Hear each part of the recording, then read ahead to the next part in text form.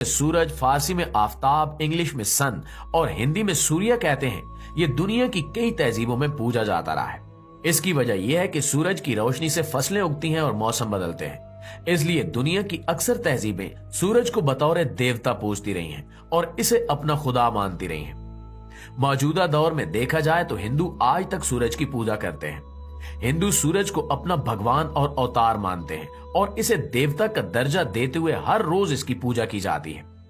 इसी सूरज की हकीकत अल्लाह रब्बुल इज्जत ने कुरान में बयान फरमाई है। अल्लाह ताला ने कुरान में शमस का लफ्ज पहली बार सूरह बकरा की आयत नंबर 258 में बयान किया और आखिरी बार 30वें पारे की सूरह शमस में बयान किया।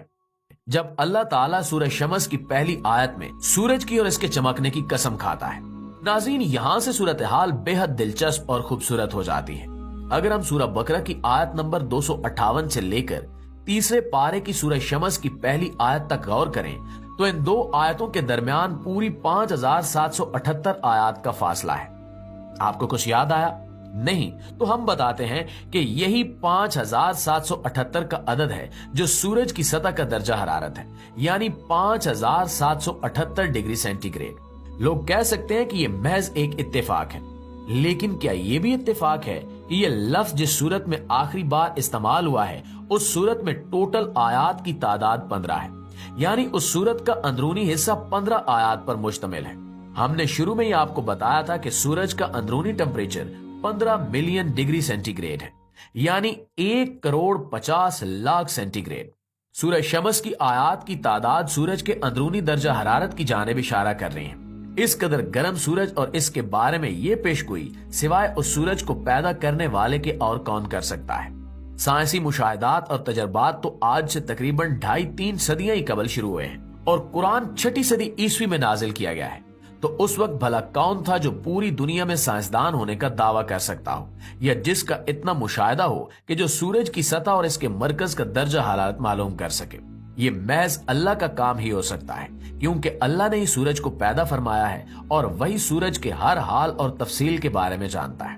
दोस्तों, अब हम दोबारा उस हदीस की तरफ पलटते हैं जिसमें नबी करीम सल्लल्लाहु अलैहि वसल्लम ने सूरज के जमीन के नजदीक आने का बताया है। इस हदीस के साथ साथ दूसरी अहादीस में भी ये मज़कूर है कि उस दिन यानी कयामत के दिन जब सूरज जमीन के इस कदर नजदीक आ चुका होगा तो हर शख्स अपने अपने गुनाहों के मुताबिक पसीने में डूबा हुआ होगा। किसी का पसीना टखनों तक होगा, किसी का घुटनों तक होगा, जबकि जिनके गुनाह बहुत ज्यादा होंगे उनके बारे में नबी करीम सल्लल्लाहु अलैहि वसल्लम ने इरशाद फरमाया कि इनका पसीना इनके मुंह में लगाम बन जाएगा, यानी इस कदर पसीना आएगा कि इनके मुंहों तक पहुंच जाएगा। अलबत्ता यहाँ सवाल ये पैदा होता है कि आखिर सूरज जमीन के इस कदर नजदीक कैसे आएगा। तो नाज़रीन, हम साइंसी मुशाहिदात और तजुर्बात की वजह से जानते हैं कि सूरज और सूरज जैसे तमाम सितारे दरअसल हाइड्रोजन से बने हुए हैं। यही हाइड्रोजन सूरज और तमाम सितारों के मरकज में जलती है और इसके एटम्स मिलकर हीलियम बनाते हैं, यानी हाइड्रोजन सूरज का ईंधन है जिसे जलाकर सूरज फ्यून के अमल के जरिए हरारत पैदा कर रहा है। जब ये ईंधन यानी हाइड्रोजन खत्म हो जाती है तो सूरज जैसी कैटेगरी के सितारे फूलने लगते हैं। जब इनके अंदर जलने के लायक कुछ और नहीं बचता तो इनके अंदर मौजूद एनर्जी इनकी ग्रेविटी पर काबू पा लेती है और इन्हें बाहर की तरफ फैलाने लगती है।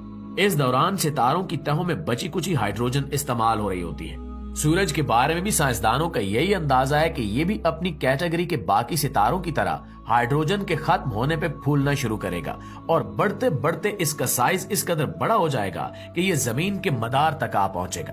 इतने बड़े सितारे को जो आखिरी दमों पर हो, मरने वाला हो और वो अपना ईंधन खत्म होने पे यूं फूले तो उसे सुपर रेड जायंट कहा जाता है। अभी सूरज में इसकी मौजूदा ताकत के मुताबिक 5 अरब साल तक के लिए हाइड्रोजन मौजूद है। ये काफी लंबा अरसा है और हम नहीं जानते कि ये लंबा अरसा किस तरह से पूरा होगा या दरमियान में कुछ ऐसा होगा कि जिससे सूरज जल्दी फूलना शुरू हो जाएगा।